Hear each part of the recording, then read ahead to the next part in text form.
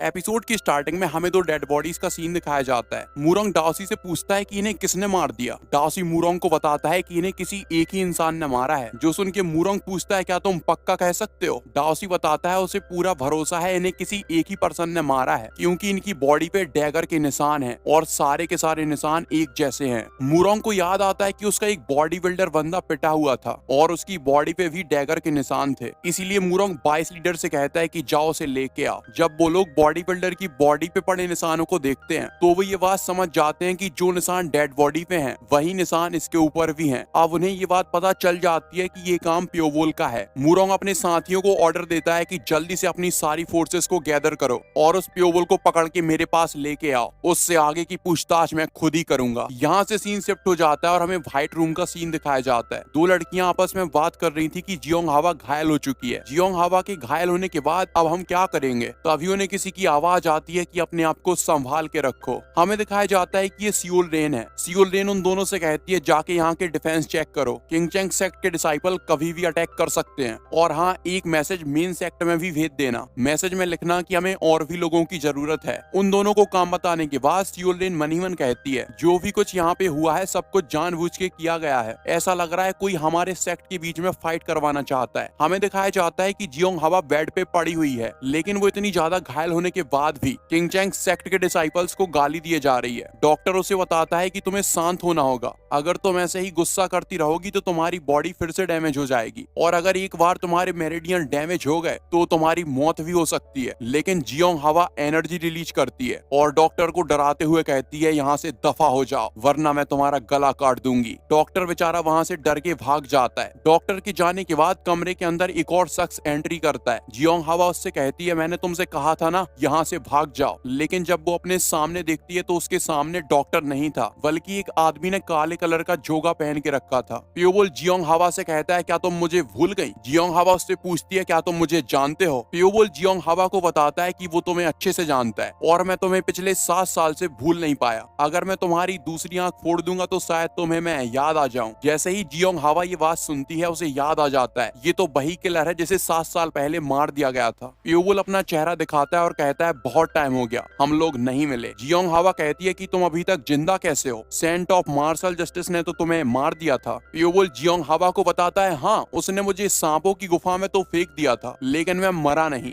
अब मेरी बात ध्यान से सुनो, तुम्हारे पर्सनल डिसाइपल को मैंने ही मारा है और थंडर क्लैन सेक्ट के लीडर को भी। जियोंग हावा अपनी एनर्जी इस्तेमाल करते हुए कहती है तुम्हारी हिम्मत कैसे हुई मेरे डिसाइपल को मारने की। तुम्हें क्या लगता है तुम मेरे डिसाइपल को मारने के बाद बच जाओगे। लेकिन जियोंग हावा की हालत खराब होने की वजह से उसकी आंख से खून आने लगता है। प्योबोल जियोंग हावा से कहता है अगर मैं ईमानदारी से बात करूं तो तुम ही लोगों की वजह से आज मैं ऐसा बना हूं। अगर तुम लोग मेरी मदद नहीं करते तो मैं कभी भी किलर नहीं बन पाता। जियोंग हावा प्योबोल से पूछती है कि तुम क्या चाहते हो। जो सुनने के बाद प्योबोल उसे बताता है कि उसे कुछ भी नहीं चाहिए, वो तो बस उसे ये बताने के लिए आया है कि एमआई सेक्ट के साथ क्या होगा। प्योबोल उसे बताता है कि वो किंग चेंग सेक्ट के सीनियर डिसाइपल को मारने वाला है और तुम्हें पता है वो किस टेक्निक से मरेगा, तुम्हारे सेक्ट की सिनो स्ट्राइक से। अभी थोड़ी देर पहले सियोल रेन ने वही टेक्निक इस्तेमाल की थी। जियोंग हावा जैसे तैसे उठने लगती है और प्योबोल से कहती है कि तुम्हें वो टेक्निक कैसे आती है। लेकिन प्योबोल आगे कंटिन्यू करता है। वो बताता है जैसे ही उनका डिसाइपल मरेगा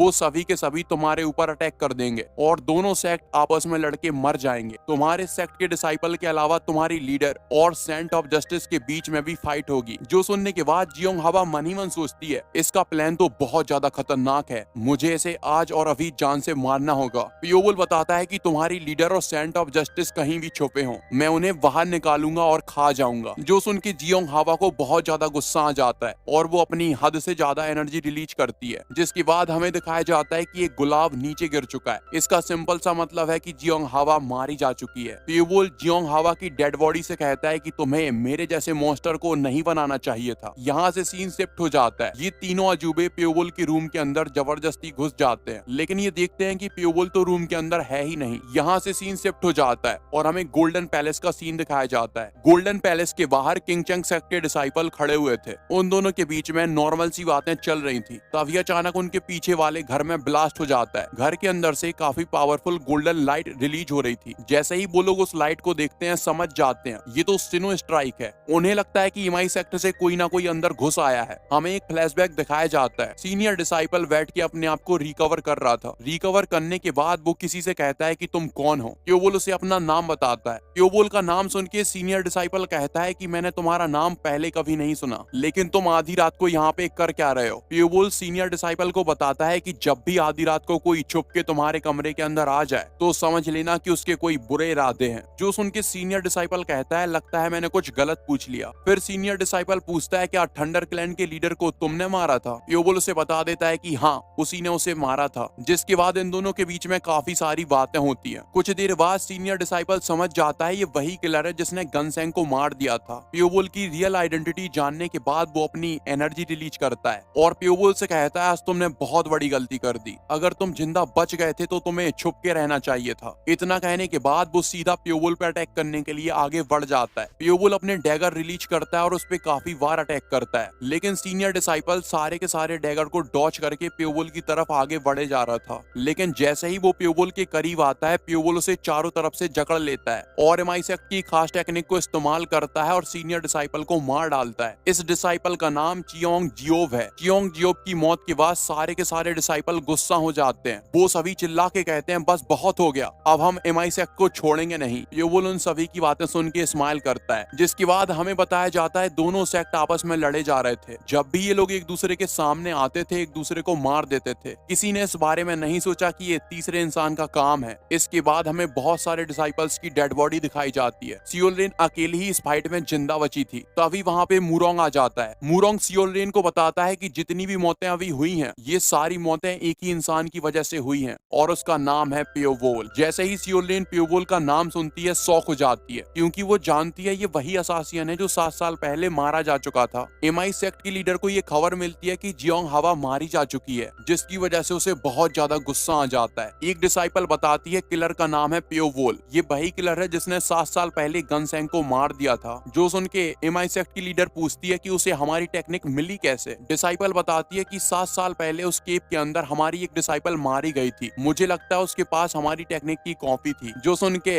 एमआई सेक्ट की लीडर को काफी गुस्सा आता है, क्योंकि वो इनके सेक्ट की काफी खास टेक्निक है और वो उसे लेके ऐसे ही घूम रही थी। एमआई सेक्ट की लीडर बताती है कि अगर वो किंग चेंग सेक्ट से ऐसा कहेंगे तो वो उनकी बात पे बिल्कुल भी भरोसा नहीं करने वाले। अब मेरे पास सिर्फ एक ही रास्ता बचा है कि मुझे उस किलर को पकड़ना होगा। वो डिसाइपल कहती है कि अगर आप उसे चांस देंगी तो वो किलर को पकड़ लेगी, लेकिन सेक्ट लीडर उसे मना कर देती है और कहती है कि वो खुद जाएगी और उस किलर को पकड़ेगी। यहाँ से सीन शिफ्ट हो जाता है और हमें फायर ड्रैगन रूम का सीन दिखाया जाता है। प्योबोल ने एक लड़के का हाथ पकड़ के तोड़ दिया था। हमें दिखाया जाता है कि ये लड़का टांग सीचू को मार रहा था। प्योबोल टांग सीचू से पूछता है कि हम इनके साथ क्या करें। टांग सीचू प्योबोल से कहता है कि तुम जो चाहते हो मैं वही करूंगा, बस तुम इन सभी को जान से मार डालो। प्योबोल टांग सीचू की बात मान जाता है और उसने जिस लड़के को पकड़ा हुआ था उसे ब्लेड से मार डालता है। अपने दुश्मन को मरता हुआ देख के टांग सीचू को बहुत मजा आता है। इसके बाद प्योबोल टांग सीचू को लेके वहां से जाने लगता है और उसके रास्ते में जो भी कोई आ रहा था प्योबोल उन सभी को मार डालता है। फिर प्योबोल टांग सीचू से पूछता है कि ये वेपन कैसा है। ये वही वेपन है जो तुमने बनाया था। जो सुन के टांग सीचू बताता है कि ये वेपन बहुत ज्यादा कमाल का है। मुझे तो विश्वास नहीं हो रहा मेरा वेपन इतना ज्यादा पावरफुल हो सकता है। जिसके बाद टांग सीचू प्योबोल से कहता है कि तुम्हें मेरी मदद चाहिए। मैंने सही कहा ना। फिर वो प्योबोल के सामने घुटने पे आ जाता है और प्योबोल से कहता है कि मैं तुम्हारी मदद कैसे कर सकता हूँ। टांग सीचू की बात सुनने के बाद प्योबोल स्माइल करता है और यहाँ से सीन शिफ्ट हो जाता है। थंडर क्लैन सेक्ट का लीडर किसी से डर के भाग रहा था, तभी उसके पीछे सेंट ऑफ मार्शल जस्टिस आ जाता है और एक ही अटैक में उसके सर का पपीता निकाल देता है। किंग चेंग सेक्ट का लीडर उससे पूछता है कि तुमने उसे क्यों मार दिया, लेकिन सेंट ऑफ मार्शल जस्टिस के पास कोई भी सीधा जवाब नहीं था, इसलिए वो यहाँ वहाँ की बातें करने लगता है। फिर सेंट ऑफ मार्शल जस्टिस कहता है कि बहुत हो गया, मैं पिछले 7 साल से इंतजार कर रहा हूँ, लेकिन देखो कुछ भी नहीं हुआ। हमारे सेक्ट का एक और टैलेंटेड डिसाइपल मारा गया। अब तुम मुझे मत रोकना लीडर। इतना कहने के बाद सेंट ऑफ मार्शल जस्टिस वहाँ से चला जाता है। लीडर के बाजू में खड़ा एक और एल्डर कहता है अगर सेंट ऑफ मार्शल जस्टिस जुनपियोंग के साथ मिल गए तो अब तो खून की नदियां बह जाएंगी। लीडर बताता है कि जुनपियोंग पिछले 7 साल से एक ही रूम के अंदर बंद है। जो सुन के लीडर के साथ खड़ा एल्डर कहता है कि वो नीचे जाना चाहता है। वो बताता है जो भी कुछ हो रहा है काफी अजीब है, वो पर्सनली जाके चेक करना चाहता है कि असलियत है क्या। लीडर उस एल्डर से कहता है कि जाओ जाके चेक करो और अगर तुम्हें जरूरत पड़े तो फोर्स का इस्तेमाल करना और सेंट ऑफ मार्शल जस्टिस को मरवा देना। हमारे सेक्ट का फ्यूचर तुम्हारे ऊपर डिपेंड है मूजोंग। यहाँ से सीन शिफ्ट हो जाता है। प्योबोल एक किताब को पढ़ते हुए कहता है मेरा अगला टारगेट डाओसी और वो टकला मॉन्क है,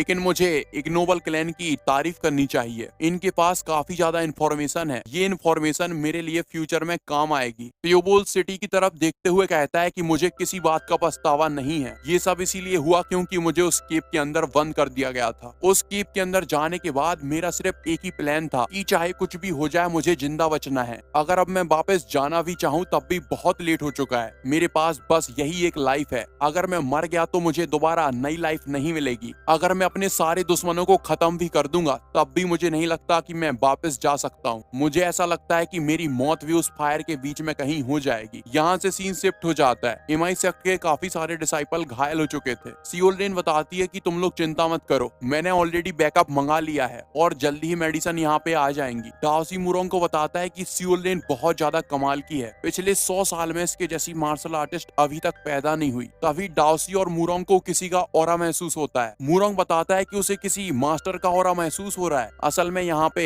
एमआई सेक्ट की लीडर आ चुकी थी। सारे के सारे डिसाइपल अपने लीडर को ग्रीट करते हैं। मुरोंग और डाओसी भी उसे ग्रीट करते हैं। सियोल्डेन भी अपनी मास्टर को ग्रीट करती है। तभी सनहा भागते भागते आती है और सीधा उसके सामने आके ग्रीट करती है। लेकिन एमआई सेक्ट की लीडर को उस पे काफी ज्यादा गुस्सा आ रहा था। एमआई सेक्ट की लीडर सभी से कहती है कि अंदर चलो। सभी के सभी अंदर जाने लगते हैं, लेकिन डाओसी और मुरोंग अंदर नहीं जा रहे थे। एमआई सेक्ट की लीडर उन दोनों से कहती है कि तुम भी अंदर आ जाओ। अंदर जाने के बाद एमआई सेक्ट की लीडर सनहा से कहती है, मुझे लगता है तुम्हारे पास कुछ कहने के लिए है, जल्दी बताओ तुम क्या जानती हो। लेकिन सनहा कहती है कि उसे कुछ भी समझ में नहीं आ रहा, आप किस बारे में बात कर रही हो। एमआई सेक्ट की लीडर पूछती है कि तुम पियोबोल को कैसे जानती हो, लेकिन सनहा कहती है कि वो पियोबोल को नहीं जानती। सेक्ट लीडर उसका मुंह पकड़ लेती है और उससे कहती है कि जल्दी बताओ तुम उसे कैसे जानती हो। अगर तुमने मेरे सामने दोबारा झूठ बोला तो मैं तुम्हारा सर फोड़ दूंगी। सनहा सेक्ट लीडर की बात सुन के काफी ज्यादा डर जाती है और गिड़गिड़ाते हुए माफी मांगती है। सनहा को लगता है कि लीडर ने उसे माफ कर दिया, लेकिन सियोल्डेन समझ जाती है कि लीडर उसकी जान निकालने वाली है और बिल्कुल ऐसा ही होता है। एमआई सेक्ट की लीडर उसका सर फोड़ देती है, जिसकी वजह से सनहा मारी जाती है। सियोल्डेन को ये देख के गुस्सा आ जाता है और वो अपनी ट्रू पावर रिलीज करती है। सियोल्डेन की बॉडी से बहुत ज्यादा खतरनाक ऑरा रिलीज हो रहा था। सियोल्डेन मास्टर से कहती है कि तुमने उसे क्यों मार दिया, इस बात से कोई फर्क नहीं पड़ता कि उसने कितनी बड़ी गलती की थी। लीडर मुस्कुराते मुस्कुराते कहती है, तुम फाइनली अपनी ट्रू पावर्स दिखा रही हो, लेकिन जिस दिन तुम मेरी पोजीशन पे आओगी तुम ये सारी बातें समझ जाओगी। मुरोंग लीडर की बात सुनने के बाद मन ही मन कहता है, चाहे कुछ भी हो जाए ये सनहा को तो वैसे ही मार डालती, क्योंकि इसे व्हाइट फ्लावर रूम पे कब्जा जो करना था। तभी लीडर कहती है, मुरोंग तुम्हें मेरा एक काम करना है। मुरोंग और डाओसी उसकी बात सुन के चौंक जाते हैं। लीडर बताती है कि मैं चाहती हूँ तुम्हारी ऑर्गेनाइजेशन पियोबोल को मार डाले। यहाँ से सीन शिफ्ट हो जाता है। दो डिसाइपल सनहा की डेड बॉडी जंगल में फेंक आते हैं। उन दोनों के वहां से जाने के बाद पियोबोल वहां पे आता है और सनहा की डेड बॉडी को पत्थरों से कवर कर देता है। पियोबोल सनहा को बताता है कि वो माफी नहीं मांगने वाला, क्योंकि वो दोनों ही एक दूसरे का इस्तेमाल कर रहे थे। लेकिन तुम चिंता मत करना, मैं तुम्हारी मौत का बदला जरूर लूंगा। यहाँ से सीन शिफ्ट हो जाता है। एल्डर मुजोंग किसी का दरवाजा पीट रहे थे। अंदर से एक बुढ़ा बाहर आता है। एल्डर मुरोंग उस बुढ़े से कहते हैं, जाके जिनपियोंग को बुलाओ। जिसके बाद जिनपियोंग बाहर आता है। मैं तुम्हें बता दूं, जिनपियोंग गनसेंग का बाप है। मुजोंग और जिनपियोंग घर के अंदर जाने के बाद बातें करने लगते हैं। जिनपियोंग बताता है कि उसे पता है तुम किस बारे में बात करने के लिए आए हो। तुम यही बताने के लिए आए हो ना, थंडर क्लैप के लीडर को उसी असासियन ने मारा है जिस असासियन ने गनसेंग को मारा था। जो सुन के मुजोंग कहता है, हाँ ये वही असासियन है, तो अब तुम क्या करोगे। जिनपियोंग बताता है, जब पेरेंट्स अपने बच्चों को खो देते हैं तो उनकी जिंदगी लाइफ लेस हो जाती है, इसलिए वो अपने बेटे की मौत का बदला लेंगे। यहाँ से सीन शिफ्ट हो जाता है। हमें दिखाया जाता है कि पियोबोल से मिलने के लिए रेंजू आती है। पियोबोल रेंजू से काफी ज्यादा गुस्से से कहता है, तुम यहाँ कुछ ही लोगों को लेके आई हो, इसीलिए मुझे लगता है तुम सिर्फ मुझसे मिलने के लिए आई हो। डाओसी और टकला मोंक बाहर आके कहते हैं कि तुम वाकई में कमाल के हो, हमने अपनी पावर्स को पूरी तरह से छुपा लिया था, फिर भी तुमने हमें ढूंढ लिया। रेंजू मुस्कुराते हुए कहती है, वो आखिरी बार पूछ रही है, क्या तुम उसका ग्रुप ज्वाइन करोगे या नहीं। पियोबोल कहता है, अगर मैंने मना कर दिया तो तुम क्या करोगी। रेंजू बताती है कि उसे अपने क्लाइंट का ऑफर मानना पड़ेगा और क्लाइंट ने उसे ऑर्डर दिया है कि वो तुम्हें मरवाना चाहती है। लेकिन डाओसी उन दोनों से कहता है कि हम किसी को मारने के लिए नहीं आए हैं। जो सुन के पियोबोल पूछता है, तो तुम यहाँ पे क्या करने के लिए आए हो। डाओसी बताता है कि उसे तुम्हारी असलियत पता है, वो तो बस इतना कहना चाहता है कि जैसे तुम अभी छुपे हो तुम्हें इससे भी ज्यादा अच्छे तरीके से छुपना पड़ेगा। हम एमआई सेक्ट से कह देंगे कि तुम मारे जा चुके हो। अगर फ्यूचर में उन्हें पता चल गया कि तुम जिंदा हो तब भी वो तुम्हारा कुछ नहीं बिगाड़ पाएंगे, क्योंकि तब तक तुम बहुत ज्यादा पावरफुल हो जाओगे। जो सुन के प्योबोल कहता है बेगावॉन्ट्स के लिए उनकी ईमानदारी सबसे ज्यादा जरूरी होती है। डार्सी बताता है ईमानदारी जैसी कोई चीज इस दुनिया में नहीं होती। मैं नहीं चाहता कि मैं तुम्हें मार डालूं, इसलिए मैं चाहता हूं कि तुम हमारा ग्रुप ज्वाइन कर लो। लेकिन प्योबोल उसका ऑफर रिजेक्ट कर देता है और बताता है कि मैं एक किलर हूं और एक किलर के लिए उसकी ईमानदारी ही सब कुछ होती है। रेंजू मन ही मन कहती है आखिर इसे किसने हायर किया है। प्योबोल याद करता है कि लीविन उसके हाथों में मर गई थी और लीविन चाहती थी कि उसकी ऐसी हालत जिनकी वजह से हुई है उन्हें भी बिल्कुल ऐसी ही फीलिंग आए। ये बात रेंजू समझ जाती है कि प्योबोल का क्लाइंट कोई लड़की है, इसीलिए रेंजू को काफी ज्यादा गुस्सा आ जाता है और वो सीधा प्योबोल पे अटैक कर देती है। लेकिन प्योबोल उसका अटैक आसानी से डॉच कर लेता है। रेंजू का अटैक जाके पीछे वाले घर को लगता है और उस घर के टूटे हुए टुकड़े रेंजू को ही वापस आके लग जाते हैं। लेकिन जब वो तीनों अपने सामने देखते हैं तो प्योबोल वहां से गायब हो चुका था। मूरोंग आते हुए कहता है कि उससे बात करना बेकार है, अपने ऊपर देखो प्योबोल वहां पे खड़ा हुआ है। वो सभी देखते हैं कि प्योबोल बिंदास छत पे खड़ा हुआ है। मूरोंग सभी को ऑर्डर देता है कि प्योबोल को मार डालो। तभी अचानक मूरोंग के पीछे से काफी सारे लोग निकलते हैं और प्योबोल पे अटैक करने के लिए आगे बढ़ जाते हैं। प्योबोल अपनी बॉडी के चारों तरफ धागे रिलीज करता है और वो जैसे ही चुटकी बजाता है उन सभी की बॉडी पीसेस में कट जाती है। प्योबोल मूरोंग से कहता है कि तुम एक इंसान को मारने के लिए काफी लोगों को लेके आए हो, लेकिन मूरोंग कहता है कि अगर उसके पास और भी लोग होते तो वो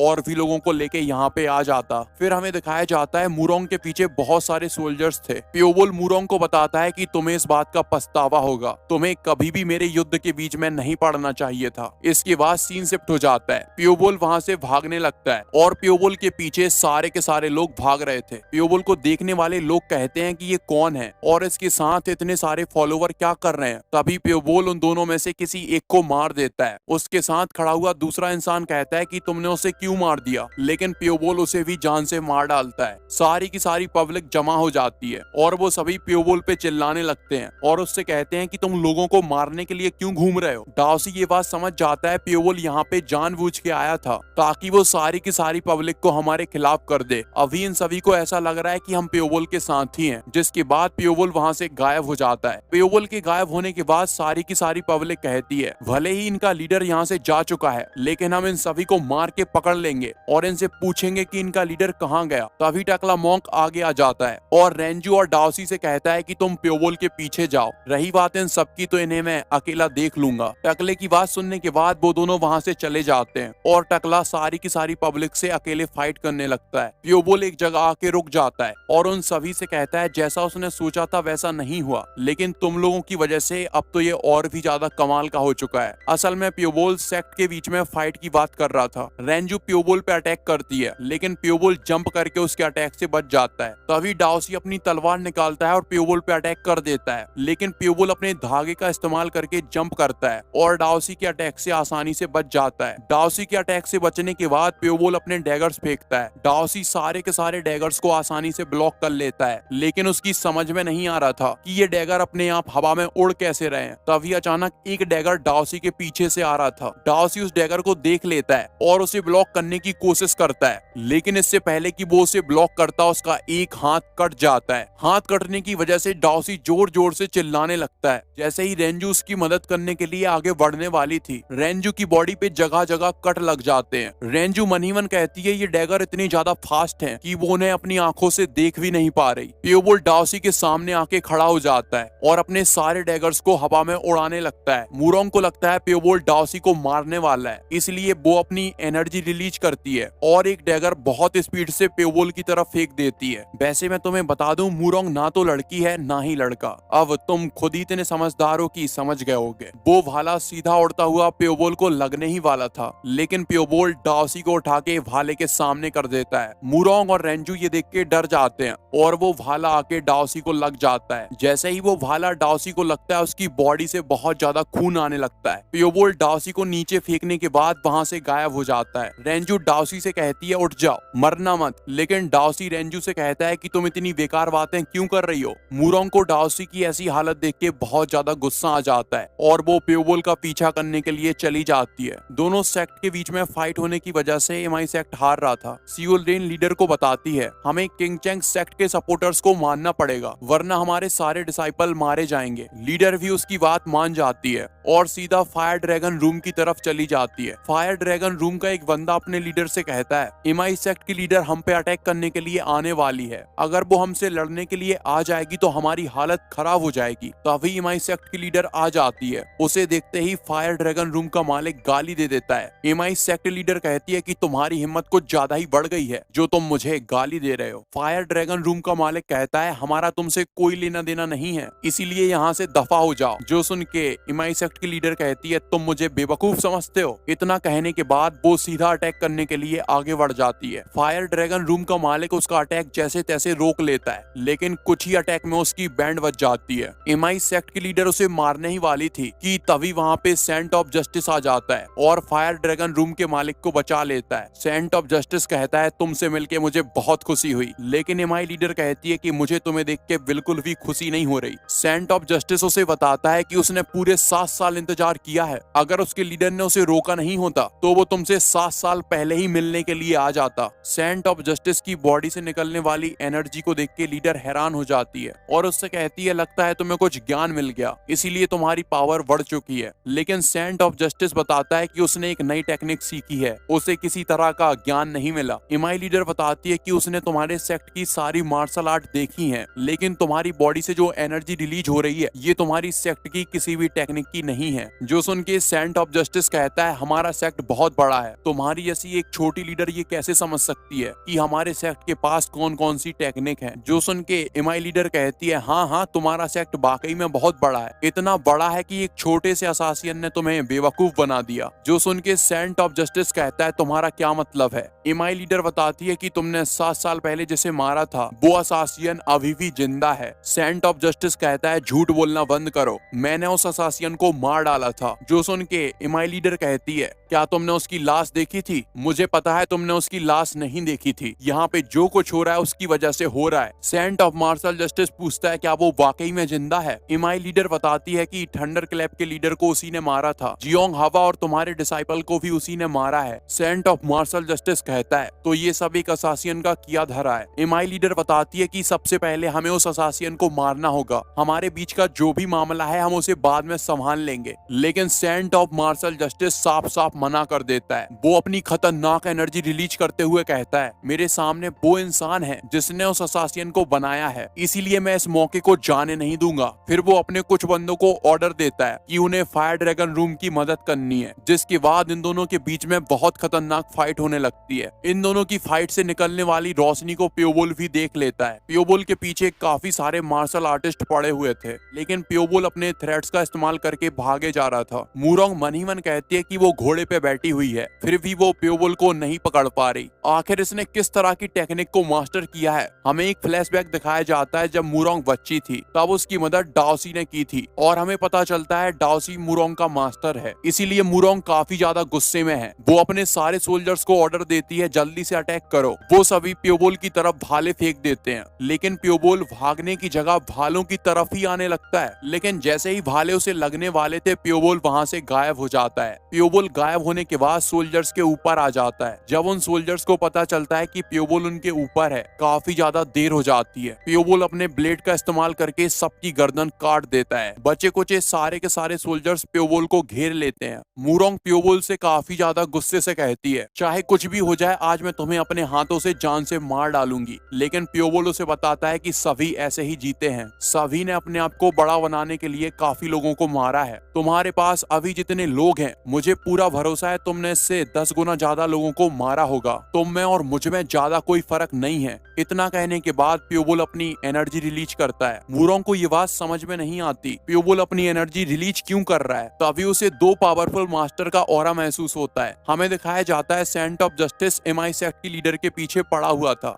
वो दोनों फाइट करते करते यहाँ तक आ जाते हैं। तभी उन दोनों का ध्यान प्योबोल की बॉडी से निकलने वाली एनर्जी पे चला जाता है। सियोल लेन बताती है कि वो इंसान ही प्योबोल है। जैसे ही सेंट ऑफ जस्टिस प्योबोल को देखता है उसे बहुत ज्यादा गुस्सा आ जाता है और वो अपनी एनर्जी रिलीज करते हुए प्योबोल को गाली देने लगता है। उसके चिल्लाने में इतनी ज्यादा पावर थी कि ज्यादातर मार्शल आर्टिस्ट को दर्द होने लगता है। जैसे ही सेंट ऑफ मार्शल जस्टिस प्योबोल पे अटैक करने वाला था प्योबोल वहां से गायब हो जाता है। हमें दिखाया जाता है कि प्योबोल भागते भागते कहीं जा रहा था। सारे के सारे लोग प्योबोल के पीछे पड़े हुए थे। सियोल लेन अपनी मास्टर को बताती है कि प्योबोल हमें जानबूझ के कहीं ले जाना चाहता है, लेकिन उसकी मास्टर उसे शांत करवा देती है और मनी मन कहती है saint of martial martial justice के पास मुझसे ज्यादा पावर है और अब ये छोटा मोटा असासियन मेरा मजाक उड़ा रहा है। चाहे कुछ भी हो जाए, आज ये असासियन जिंदा नहीं बचेगा। लेकिन जैसे ही वो लोग थोड़ा सा आगे बढ़ते हैं, उन पे अचानक तीरों का अटैक हो जाता है, जिसकी वजह से काफी सारे डिसाइपल मारे जाते हैं। सभी के सभी ये देख के रुक जाते हैं। मूरोंग अपने आसपास देख के बताता है कि ये नॉर्मल घर नहीं है, बल्कि ये तो टांग फैमिली का घर है। सेंट ऑफ मार्शल जस्टिस चिल्ला के कहता है, तुम हमें इतनी घटिया जगह पे क्यों लेके आए हो? जल्दी से बाहर आ जाओ। प्योबोल भी एक छत पे आके खड़ा हो जाता है। इमाई लीडर उससे पूछती है कि तुम क्या करना चाहते हो? प्योबोल उन सभी को बताता है कि तुम मेरे ट्रैप के अंदर फंस चुके हो, अब तुम में से कोई भी यहाँ से जिंदा बच के नहीं जाने वाला। ये सुन के एक एल्डर से रहा नहीं जाता और वो प्योबोल पे अटैक करने के लिए आगे बढ़ जाता है। जैसे ही वो प्योबोल पे अटैक करने के लिए आगे बढ़ता है, उस पे कुछ ब्लेड से अटैक हो जाता है। वो एल्डर उन सारी ब्लेड को रोक लेता है, लेकिन तभी और भी ब्लेड उस पे अटैक करती हैं, जो देख के वो एल्डर काफी ज्यादा डर जाता है। वो उन ब्लेड को रोकने की कोशिश करता है, लेकिन नहीं रोक पाता